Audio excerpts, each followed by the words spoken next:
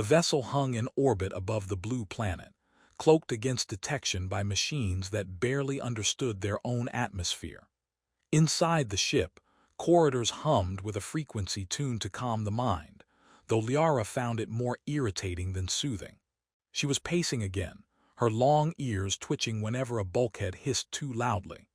The others in the research team buried themselves in sensor readouts, linguistic databases, chemical analyses of oceans and soil, but Liara had been assigned the strangest task of all: study humans up close. She had read everything the archives carried, recordings snatched from satellites' intercepted transmissions. Humans were brilliant and catastrophic in equal measure. They split the atom, then dropped it. They cured diseases and then invented new ones by accident. They launched probes beyond their star but still tripped over their own shoelaces. What baffled her most, though, was how every single record seemed obsessed with reproduction.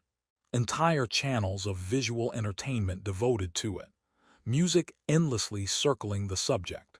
Even their advertising hinted at it, as though buying a particular brand of toothpaste was a courtship strategy.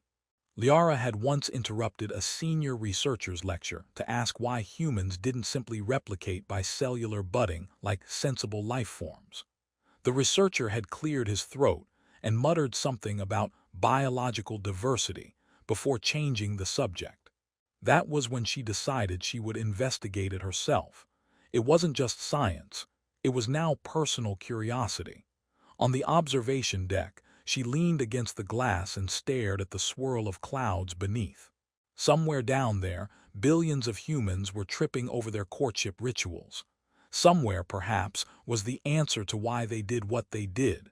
She tapped her wrist console and opened her notes. Preliminary hypothesis, she dictated. Humans reproduce by engaging in extended rituals of confusion, embarrassment, and irrational decision-making. Will confirm after field study. Likelihood of species survival, questionable.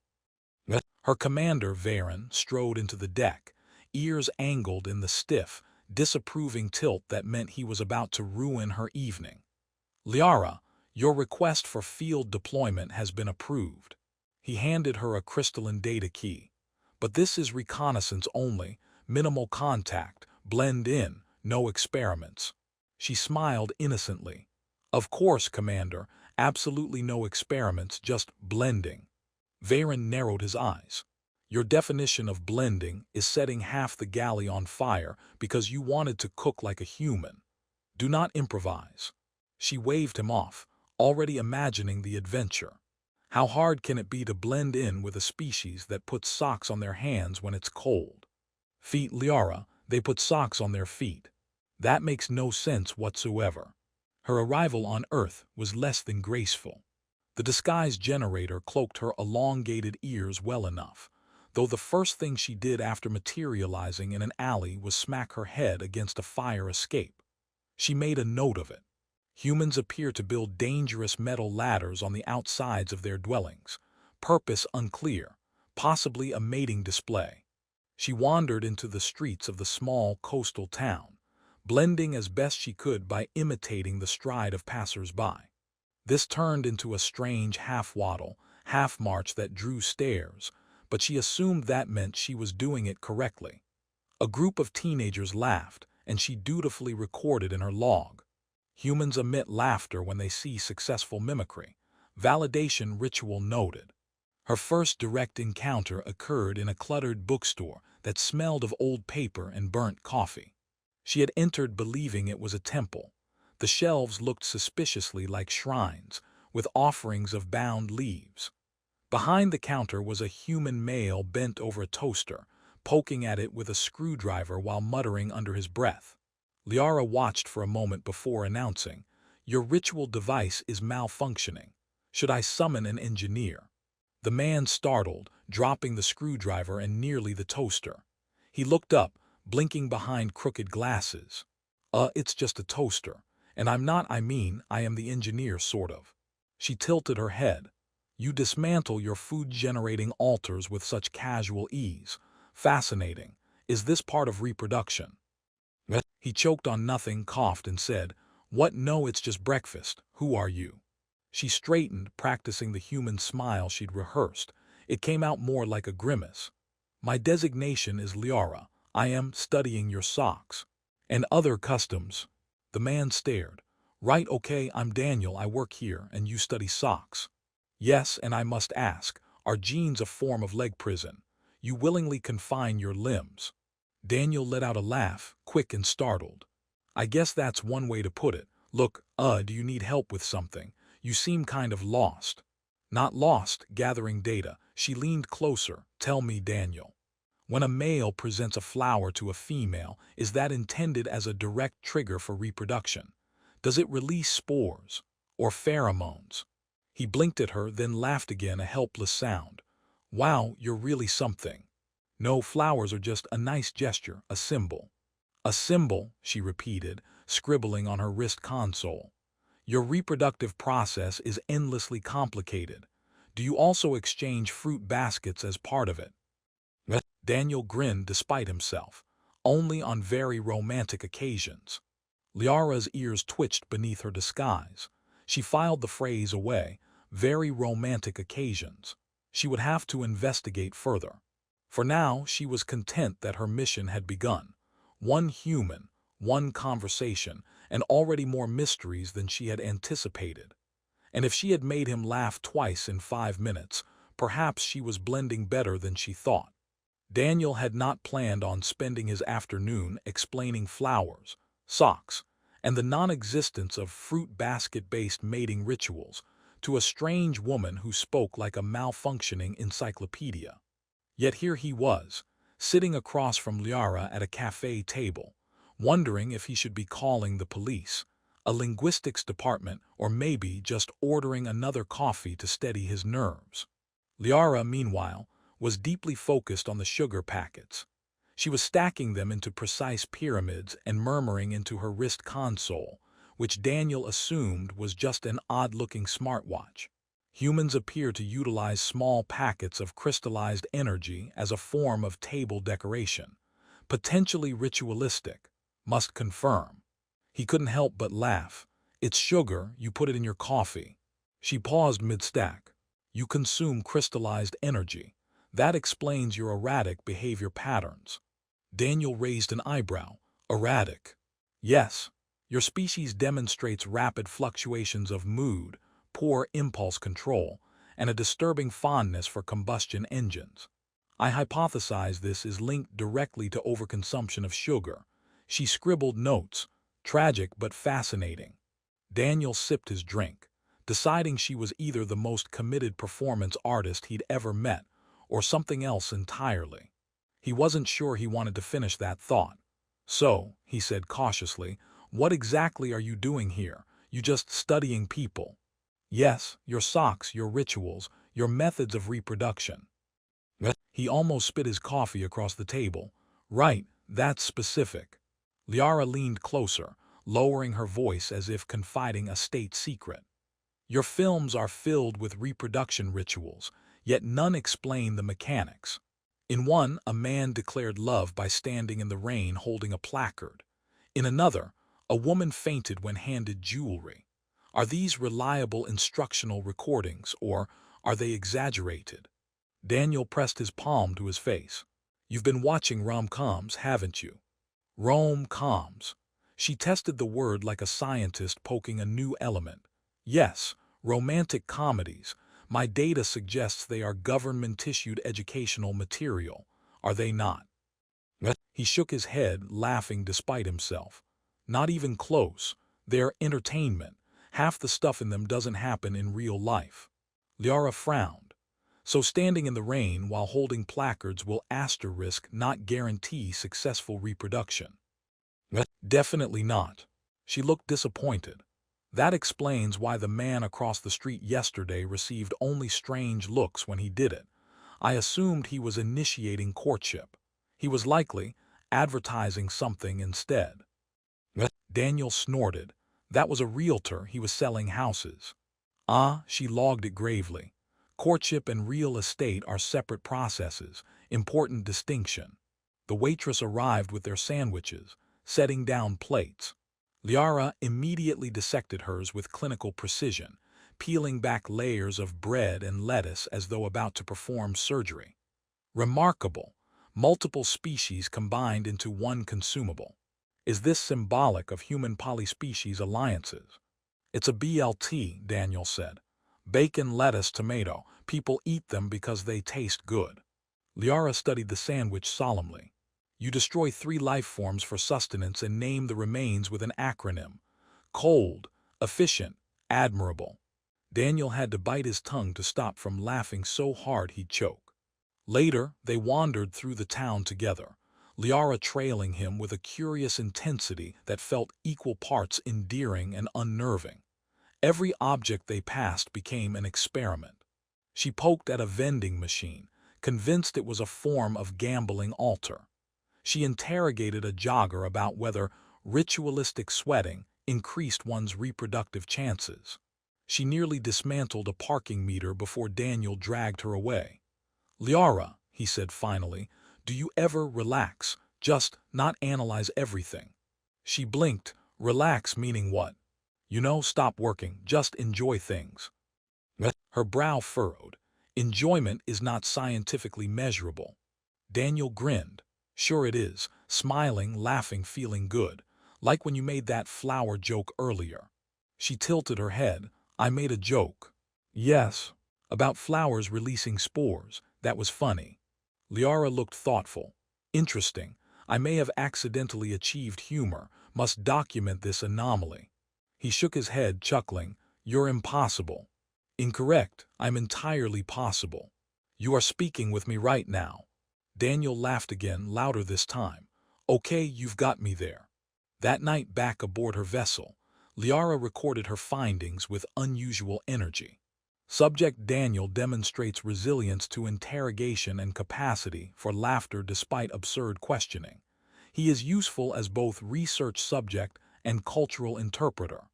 Hypothesis. Extended observation will yield critical insight into reproduction rituals. Secondary hypothesis. Daniel may also be enjoyable company. She paused, ears twitching. The word enjoyable felt strange in her mouth. Dangerous, even. She frowned, erased the last sentence, and replaced it with secondary hypothesis, further data collection recommended. Yet even as she shut down the console, she caught herself smiling at the memory of Daniel's laugh. For the first time in her career, the line between research and something else was beginning to blur. Daniel had expected Liara to vanish from his life as suddenly as she'd appeared, like one of those eccentric tourists who wandered into town, asked about the metaphysical significance of cheeseburgers, and then moved on. Instead, she kept showing up. One morning she appeared at his door holding a toolbox she had no idea how to use. Another day he caught her in the university library, reading 5 textbooks at once and muttering about primitive DNA repair techniques. By the 3rd week, Daniel stopped being surprised and simply accepted that his life now included a strange... Daniel blinked. Wait, you what? It is a great honor, she said earnestly. Your habits, jokes, and unusual attachment to broken kitchen appliances will be studied for generations. Daniel stopped in the middle of the sidewalk. I'm in an alien research paper. Yes, and possibly a footnote about socks. He burst out laughing, hands on his knees. This is insane. Not insane, she corrected. Groundbreaking. She walked ahead, leaving him to catch up, still laughing so hard he could barely breathe. For Liara, though, the laughter mattered.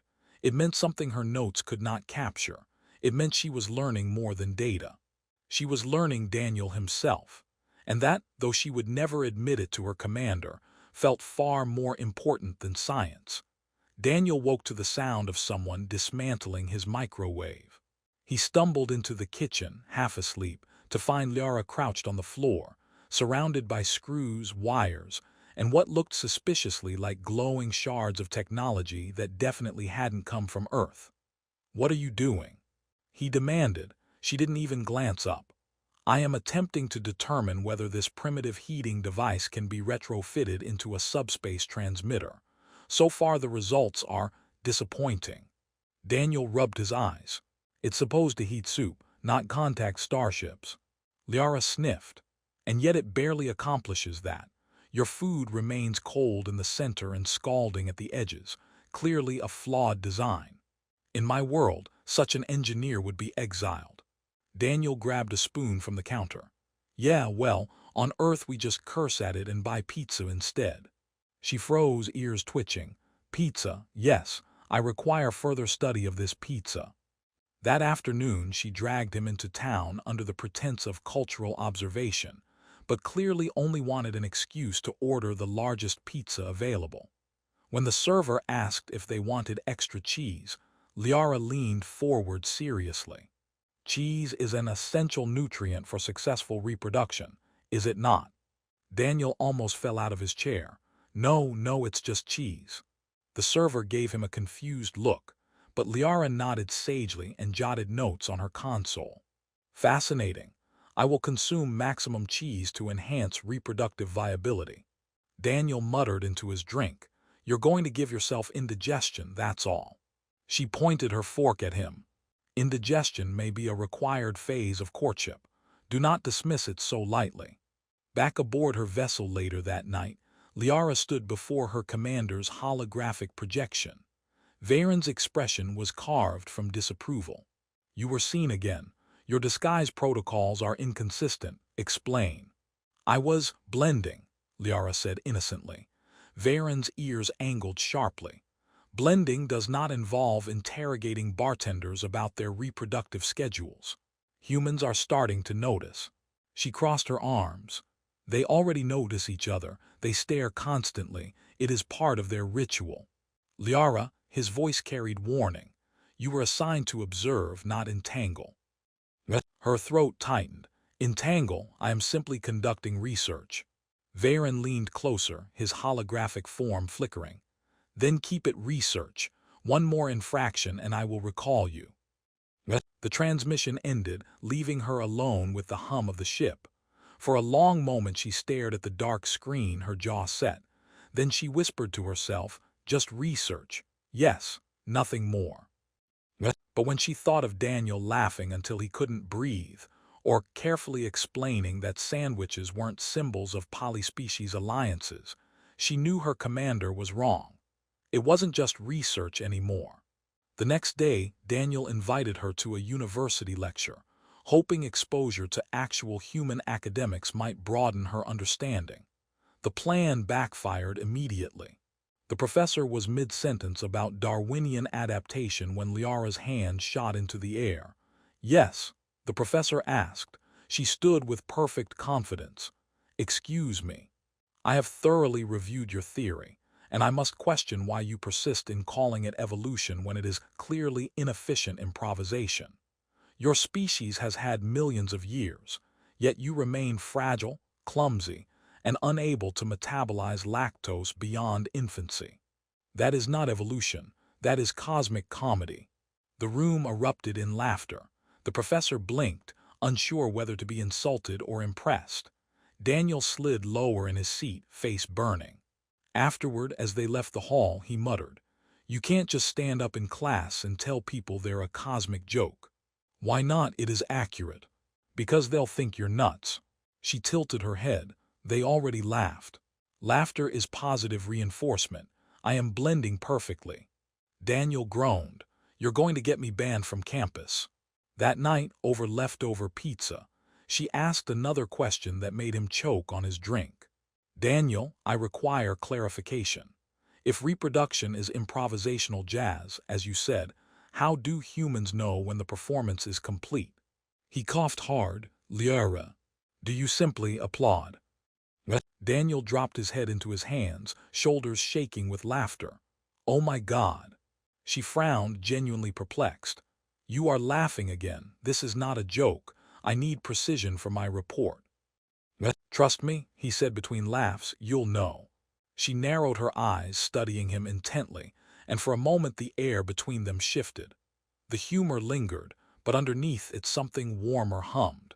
She opened her mouth to ask another question, but instead she just smiled faintly, as if filing the answer away for herself.